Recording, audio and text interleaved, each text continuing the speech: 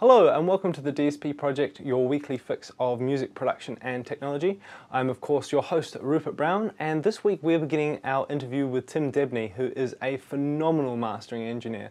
For those of you that need names, he's worked with the likes of Tom York, Kasabian, DK, Lily Allen, John B, Lee Scratch Perry, you name it. He's worked with heaps of guys. Like I say, absolutely phenomenal mastering engineer, and he is the man who I trust with any professional releases that I've got to put out. Then he's the guy I go to. So we were down there doing some mastering for a new track that I've got coming out, and Tim has very kindly agreed to have a chat with us.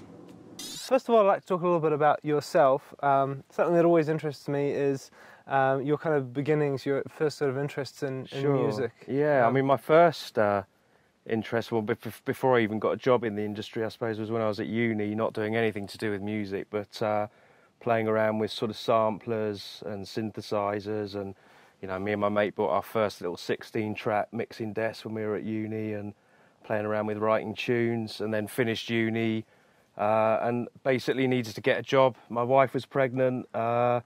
My then girlfriend was pregnant, so it was like, right, better get a job. And luckily a job came up at a studio called Nomis Studios, which was in Sinclair Road, just behind Olympia. So that was my first sort of proper introduction to working in studios. And so you started out sweeping the floors? I did. I was effectively a T-boy. I started off, it was a big rehearsal studio complex. There were recording studios there, but I worked in the live side.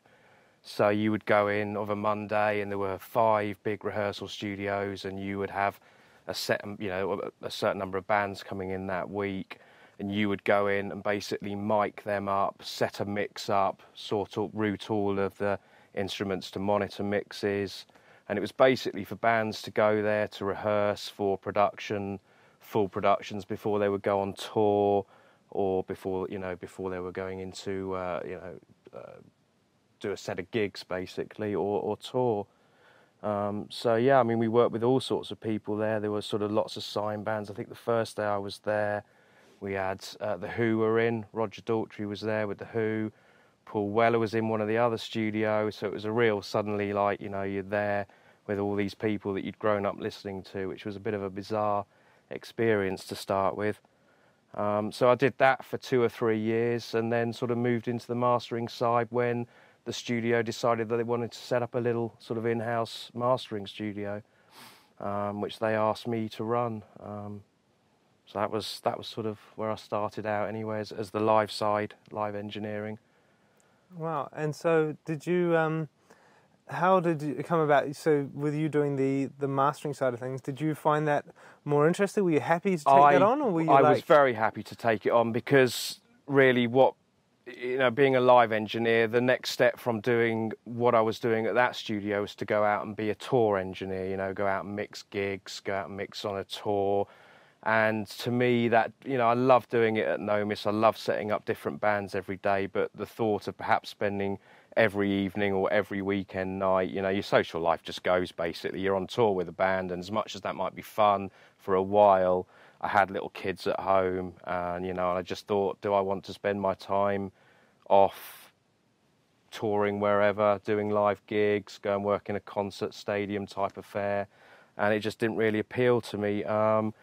The reason they asked me if I wanted to run this little mastering studio is because they knew that I'd worked with computers and music, because I'd been writing bits and pieces and, like I said, playing around with sort of mixing on computers for a long time. And I was the only engineer there that had that sort of experience. So they said, would I like to go and run this mastering room, having had no experience whatsoever, sort of thrust in at the deep end, which was a bit tough to start with. Obviously, if you go and work at another studio, you train up with engineers that have been doing it for a long time. So I was suddenly in this studio, having had no mastering experience whatsoever, blagging it for a while, basically, having to sit there and learn everything pretty fast. I mean, the Sadie side of things, the computer side of things was easy. And I suppose working as a live engineer, I'd learned, EQing techniques, basic compression techniques, working with all sorts of different bands every day, knowing how perhaps a rock band should sound or an indie band should sound. So that did help, obviously, when it came to the mastering. And so you just had to sort of made your own way. I did have to make my own way, basically. It wasn't long before the company that owned there was a company called Sanctuary that owned Nomis Studios, and it wasn't long before they bought Chop 'Em Out Studios. I don't know if you remember Chop 'Em Out, sort of I think they were set up in the 80s, but a very, very well known and established mastering studio. So obviously, once they were running in conjunction with Sanctuary and Nomis, and I was sort of integrated a bit more with them, I would go over to Chop 'Em Out and spend time with people like Simon Hayworth and learn a bit more about the finer details of mastering. But yes, it was thrown into it, basically. Wow, that's fairly unheard of, I think. Yeah, well, it is, like I said, it is. I mean, really, the room was set up initially to really just service the in-house bands. Quite often they would, say, record the session. They were about to go on tour. They wanted to do a recording of it, so they would perhaps need somewhere to go and edit this. So it wasn't like I was suddenly sitting there mastering albums for people. It was more sort of simple work, editing, compiling the session, running CDRs, more sort of basic stuff. And then obviously as the sort of the room became more established and I became more established, then Nomis was more than happy to start trying to bring in sort of external clients and build up the reputation of the room, as it were, that way. And how long were you working there for? Well, it started in 94, and I did 2.5 years as the live engineer.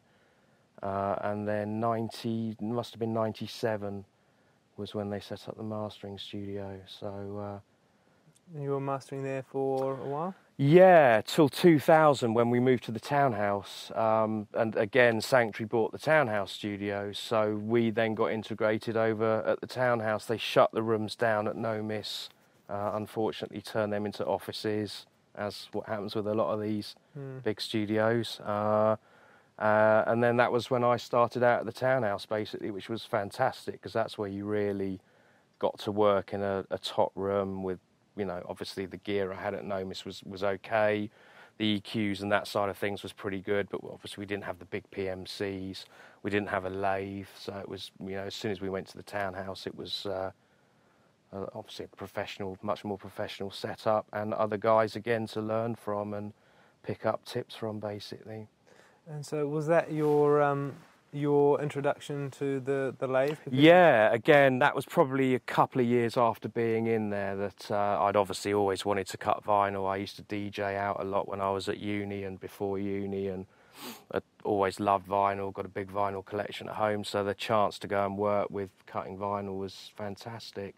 Very daunting, it's a tricky thing to learn. There's so much involved with it, so many things to look out for, things that when you're mastering to a CD are important, but when you master to vinyl, frequency issues, compression issues, things like that become even more important, I think, more prominent.